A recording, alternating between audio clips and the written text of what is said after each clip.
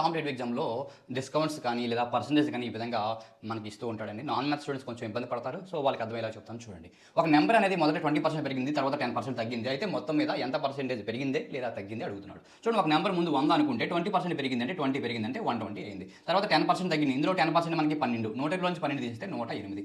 100 ఉండాల్సింది 108 అయింది అంటే ఏమైంది?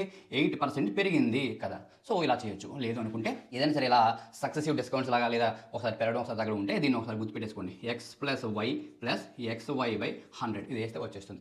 ఎక్స్ అంటే ఒకటి తీసుకోండి, ఇది ఒకటి 20% పెరిగింది కాబట్టి +20, తర్వాత ఇది తగ్గింది కాబట్టి మైనస్లో తీసుకోవాలి -10, తర్వాత ఇక్కడ ప్లస్ ఉంటుంది, ఇక్కడ ఎక్స్ 20, తర్వాత ఇది y ఏమో -10 తగ్గింది కాబట్టి బై 100. ఓకేనా? ఇక్కడ 20 ఇంటూ -10 ఏమవుతుంది? -200 అవుతుంది. అంతేనా? -200 అవుతుంది. సో ఇది మైనస్ అయిపోతుంది. సో ఇది 2 0 2 0 క్యాన్సిల్ చేస్తే 20 - 10 ఎంత? 10 10 - 2 8. సో 8% ప్లస్లో ఉంది కాబట్టి పెరిగింది, మైనస్లో వస్తే తగ్గింది.